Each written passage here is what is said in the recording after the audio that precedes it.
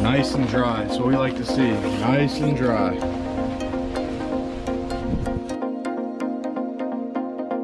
All right, yo, what's going on, guys? Welcome back to the Boston Whaler restoration series. As you guys can tell, I got the Whaler right here behind me. In part one, you guys saw us tear up most of the deck over here.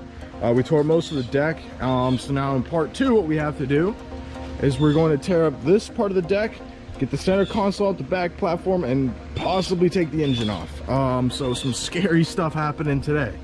But before we get to that, gotta love Florida weather, man. Gotta freaking love Florida weather. It's been pouring like every single day, so it's been a constant having to scoop the water out of here and make sure everything's all good with the boat. But I mean, like I was explaining in the last video, guys, that's the reason we actually got the tarp on top of the boat cover, because the boat cover isn't really the best, to be honest, and water was seeping through. So now that we have the tarp, the tarp holds all the water and everything should be nice and dry for us. So we'll cut to you guys when everything's off and we'll get working. All right, see you guys then.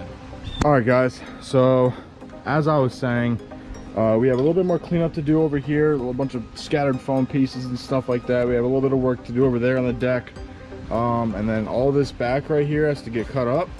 But our big problem is the center console right here, and then this platform all has to come up. But we can't just put it on the floor over here, because the wiring goes from the center console under here through here.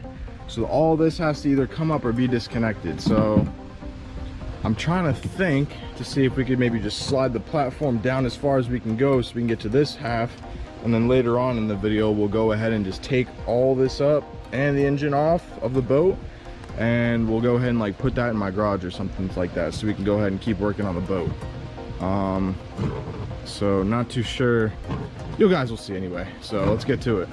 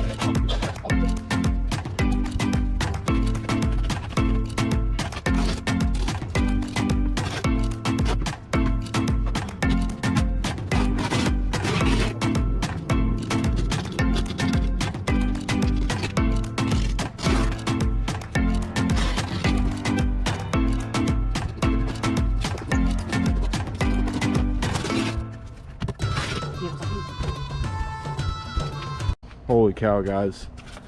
We actually have the entire floor up so far. So hopefully no more cutting fiberglass inside of this boat, because that was a pain. But what was weird is that I don't know if I told you guys on video, but the fiberglass up here was one layer of the wrong fiberglass, and what was weird is back here was 2 layers, still the wrong fiberglass, but it was at least 2 layers. It's the weirdest thing. I don't know who restored this boat or really worked on it, but I mean, I'd love to know their thought process behind what they did, to be honest with you.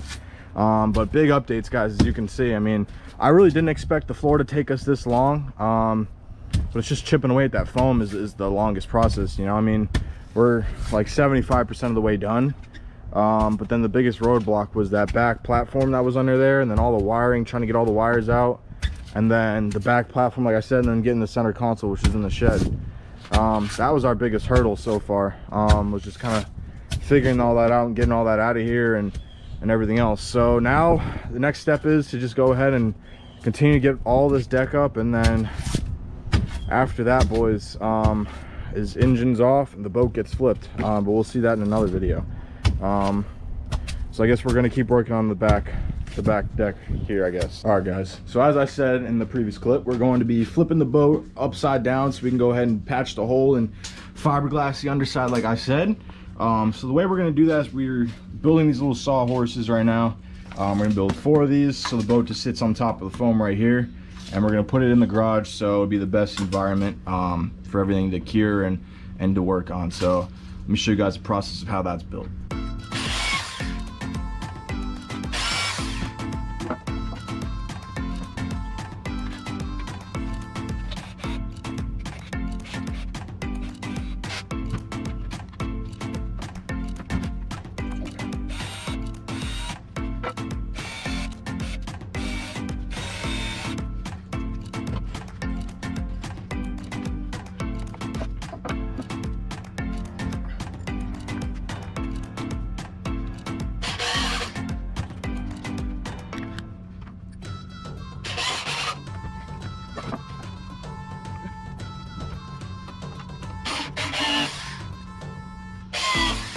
Just like that. All right, guys, so just doing a little update. I'm kind of just finishing up tearing out the foam. Haven't really been recording too much of that because I know you guys saw a ton of that last video. You guys saw a lot of it this video.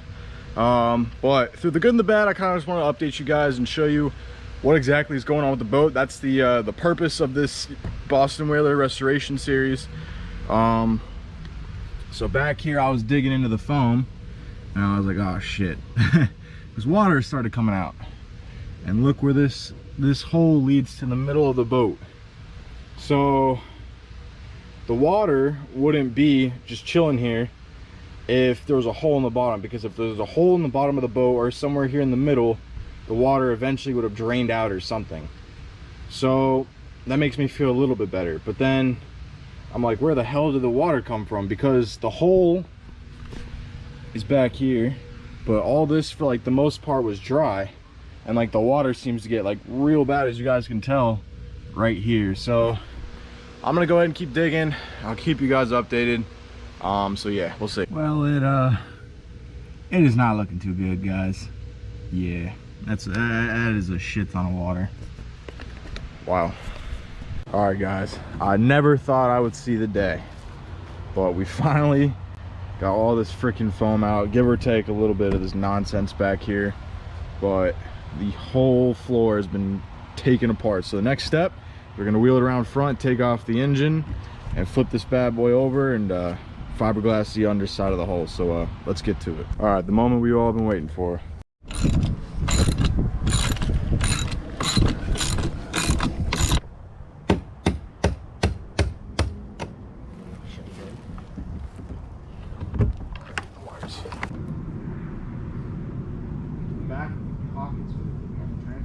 Yeah, I know, but it's not the best, but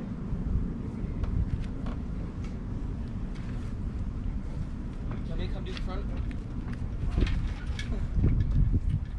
Don't, that's it, just let it rotate. Alright, let's Alright guys, so we finally got the boat back in the garage. After feels like years of scraping out all the freaking foam out of this thing. We finally got off the trailer into the garage so we can go ahead and work on the underside. So as you guys can tell, I pointed out in some of the previous videos, there is the gash in the boat right here that is going to be the most structural thing, I guess, to fix. And there's a few extra like hairline little things that are starting to go on the bottom of the boat. I don't even know the word for them. Little hairline fractures, I guess, is what I've been calling them. So a little bit of work that's going to be done. So in the future videos, guys, what we're going to be doing is we're going to be sanding this entire thing, patching this hole right here, and then refiberglassing the complete underside of this boat, just so that it's, you know, we make sure that the structure of it's good and everything else, because it's in rough shape right now, as you guys can tell. But anyway, guys, thank you guys so much for watching part 2. Part 1 and then the first Boston Whaler video has gotten so much support, so I really appreciate you guys.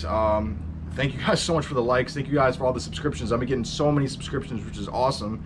And all the comments, I read all the comments, guys, and it makes me, like, you guys are telling me all this like information about Boston Whalers and everything else. It's awesome, and I reply to every comment, so it's awesome. So keep that up, guys. Keep liking the videos, keep subscribing, keep commenting down below, and who knows, maybe after this whaler we'll even buy another one, and we'll have fun with that one too.